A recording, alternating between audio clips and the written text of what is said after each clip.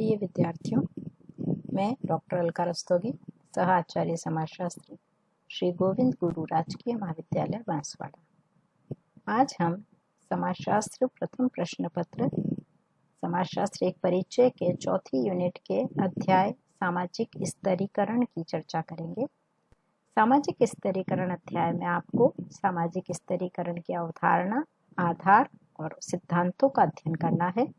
तो आइए सबसे पहले देखते हैं कि सामाजिक स्तरीकरण है क्या। सामाजिक स्तरीकरण शब्द समाजशास्त्र में भूगर्भ शास्त्र जियोलॉजी से लिया गया। आप जानते हैं कि जिस प्रकार से भूगर्भ शास्त्र में मिट्टी व चट्टानों को विभिन्न स्तरों में बांटा जाता है, समाज में भी उसी प्रकार की अनेक सामाजिक परतें पाई जाती हैं। प्रत्येक समाज अपनी जनसंख्या को आय, व्यवसाय, जाति, धर्म, शिक्षा आदि अनेक आधारों पर, पदों के आधार पर निम्न और उच्च श्रेणियों में विभाजित करता है। और ये प्रत्येक परत जो है स्तर है या स्तर है वो परत है, और इसीलिए इसे सामाजिक स्तरीकरण नाम से जाना जाता है। आप जानते हैं आदिम समाज और आधुनिक जटिल समाजों में अंतर पाया जाता है। आदिम समाज सरल होते हैं, उनमें सामाजिक और सांस्कृतिक भेद नाम मात्र का होता है, बहुत कम होता है, और उनकी पूरे के पूरे समाज में व्यक्ति की सामाजिक स्थिति, उसके कार्यों का निर्धारण उनके जैविक तत्वों जैसे आयु, लिंग, शारीरिक और मानसिक क्षमता के आधार पर किया जाता रहा। लेकिन जटिल समाजों में श्रम विभाजन विशेषीकरण पर आधारित होता है, और इसीलिए जो समाज में स्थान है व्यक्ति का, स्थिति है, वह सामाजिक भेदों पर अधिक निर्भर करती है। तकनीकी ज्ञान, शिक्षा, व्यवसाय, व्यक्ति की आर्थिक स्थिति आदि सामाजिक भेद के मुख्य आधार रहे हैं। सामाजिक स्तरीकरण समाज का उच्चता व निम्नता पर आधारित क्षैतिज श्रेणियों में स्पष्ट विभाजन है। क्षैतिज का तात्पर्य है एक सिरे से शुरू करके दूसरे तक, वो क्षैतिज रूप में उच्चता और निम्नता का अंतर है। आप ये समझ सकते हैं कि सामाजिक स्तरीकरण समाज का बहुत कुछ स्थायी समूहों एवं श्रेणियों जो कि उच्चता और निम्नता के आधार पर परस्पर जुड़े हुए हैं से विभाजन है। वास्तव में सामाजिक स्तरीकरण का आधार सामाजिक विभेदीकरण है। विभेदीकरण का तात्पर्य एक दूसरे से भिन्न होना है।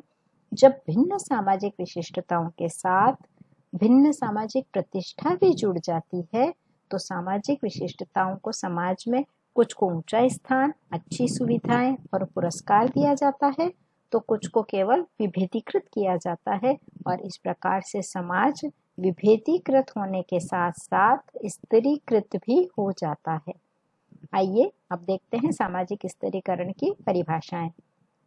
पी गिल्बर्ट ने सामाजिक स्तरीकरण को समाज के उन स्थायी समूहों या श्रेणियों में विभाजन बताया जो कि उच्चता और अधिकता के संबंधों में परस्पर जुड़े होते हैं। रेमंड मूरे के अनुसार स्तरीकरण उच्चतर एवं निम्नतर सामाजिक इकाइयों में समाज का क्षैतिज विभाजन है।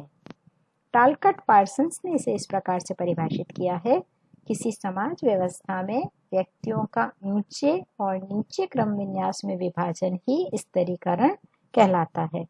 बर्ट्रैंड रसेल कहते हैं, सामाजिक स्तरीकरण समाज में व्यक्तियों का विभाजन है, वो इस प्रकार से विभाजन है जैसे कि उच्च वर्ग, मध्यम वर्ग, निम्न वर्ग आदि। आइए अब हम चर्चा करें सामाजिक स्तरीकरण की विशेषताओं की। अब आप ये समझ ही चुके हैं कि समाज बहुत सारे आधारों पर उच्च और निम्न स्तरों में विभाजित रहता है, पर सामाजिक स्तरीकरण जिसे हम अभी अध्ययन कर रहे हैं उसकी विशेषताएं क्या हैं, हम उसे कैसे पहचान सकते हैं। सबसे पहली विशेषता है सार्वभौमिकता। प्रत्येक समाज में किसी न किसी रूप में स्तरीकरण अवश्य ही पाया जाता है। आदिकाल से लेकर यानी प्रारंभ से लेकर आज तक कोई ऐसा समाज नहीं पाया गया जिसमें स्तरीकरण न हो। दूसरी विशेषता है सामाजिक स्तरीकरण के विविध स्वरूप हैं। विश्व के सभी समाजों में एक जैसा सामाजिक स्तरीकरण विद्यमान नहीं है, क्योंकि देश और काल के अनुसार उसके अलग अलग स्वरूप हमें दिखाई देते हैं, जैसे यौन भेद के आधार पर, आयु भेद के आधार पर, शारीरिक शक्ति के अंतर के आधार पर। तो इस प्रकार से सामाजिक स्तरीकरण हमें बहुत सारे स्वरूपों में दिखाई पड़ता है। अगली विशेषता है कार्यों की प्रधानता। सामाजिक स्तरीकरण की ये प्रमुख विशेषता है कि इसमें कार्यों को महत्व दिया जाता है और कुछ कार्यों को, कुछ योग्यताओं को बहुत ज़्यादा महत्व देने से उनको ऊंचा रखा जाता है और कुछ को नीचे रखा जाता है। अगली विशेषता है निरंतरता। सामाजिक स्तरीकरण ऐसा नहीं है कि आज शुरू हुआ कल खत्म हो गया, या 2 साल, 10 साल, 20 साल, 50 साल, 100 साल, ऐसा नहीं है। यह एक निरंतर चलने वाली प्रक्रिया है। जैसे जैसे समाज चलता जाता है, सामाजिक स्तरीकरण भी विद्यमान रहता है। अगली विशेषता है स्थायित्व। समाज का विभाजन स्तरीकरण के आधार पर होता है, जिसमें स्थायित्व विद्यमान रहता है। और एक और विशेषता देखिए, सामाजिक स्तरीकरण में उच्चता और निम्नता पाई जाती है। जैसे कि हम समाज में आर्थिक आधार पर देखते हैं उच्च वर्ग, मध्यम वर्ग, निम्न वर्ग। पदों के आधार पर देखते हैं कि कुछ पदों को उच्च माना जाता है, कुछ को निम्न माना जाता है। तो इस प्रकार से सामाजिक स्तरीकरण की प्रमुख विशेषता है कि ये समाज में उच्चता और निम्नता दिखाई पड़ती है। आइए अब हम अगला बिंदु देखें, सामाजिक स्तरीकरण के आधार। कुछ ऐसी विशेषताएं होंगी, कुछ ऐसे बिंदु होंगे जिनके आधार पर सामाजिक स्तरीकरण को स्थापित किया जाता होगा। देखें, कुछ ऐसी चीजें हैं 2 प्रकार के रूप में, प्राणी शास्त्रीय आधार होगा और दूसरा होगा इसका सामाजिक और सांस्कृतिक आधार। प्राणी शास्त्रीय आधार, जैसा कि शब्द से प्रकट हो रहा है, प्राणी शास्त्रीय, इसका तात्पर्य वो कहीं ना कहीं शारीरिक गुणों से जुड़ा हुआ होगा। इसमें लिंग, आयु, प्रजाति, जन्म, शारीरिक व बौद्धिक कुशलता शामिल है। आइए अब देखें, सबसे पहले आयु। कुछ समाजों में सामाजिक स्थिति प्रदान करने में आयु को बहुत ज्यादा महत्व दिया जाता है। अधिक आयु के लोगों को अधिक सम्मान प्राप्त होता है, उनका मान सम्मान किया जाता है। दूसरा आधार है लिंग। लिंग भेद भी सामाजिक स्तरीकरण का प्रमुख आधार रहा है। कुछ समाजों में लिंग के आधार पर बहुत ज्यादा अंतर दिखाई देता है। ये प्राचीन और सरल स्तरीकरण है, जिसे अभी हम देखते हैं कि पुरुष और स्त्री के बीच का भेद सारे विश्व में व्याप्त है और इस आधार पर स्तर हमको दिखाई पड़ते हैं। अगला आधार है प्रजाति।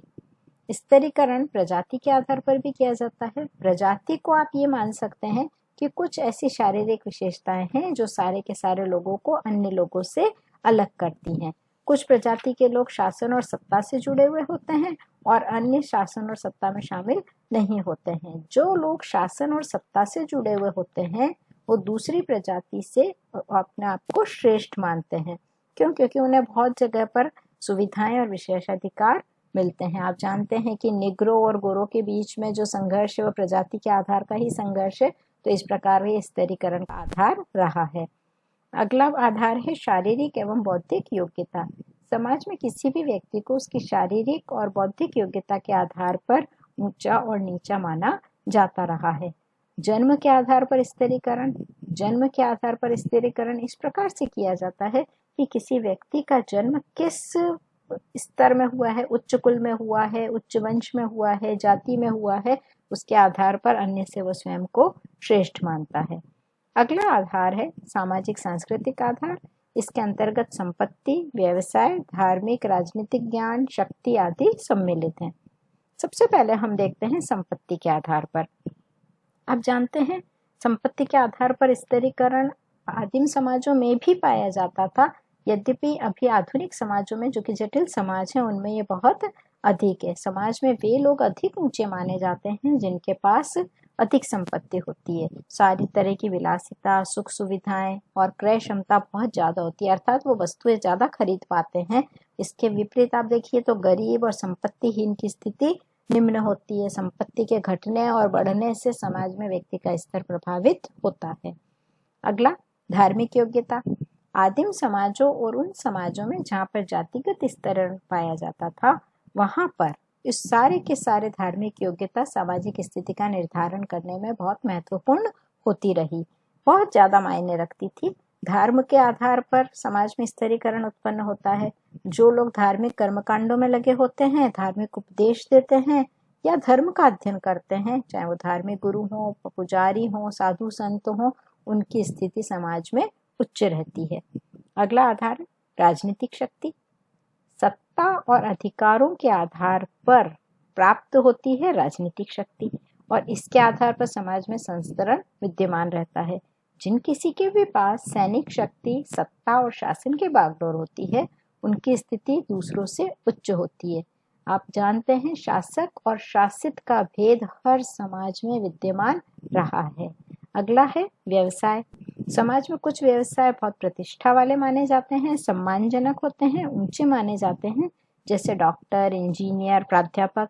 लेकिन दूसरी ओर कुछ व्यवसाय ऐसे हैं जिन्हें कि निम्न माना जाता है, जैसे चमड़े का काम करना, बाल काटना आदि। ये सारे के सारे प्राणी शास्त्रीय आधार और सामाजिक सांस्कृतिक आधार समाज में सामाजिक स्तरीकरण को कायम करते हैं, बनाने का कार्य करते हैं। तो आज हमने सामाजिक स्तरीकरण की अवधारणा, उसकी विशेषताएं और उसके आधारों की चर्चा की। इससे संबंधित प्रश्न होंगे। सामाजिक स्तरीकरण का अर्थ और उसकी विशेषताएं बताइए।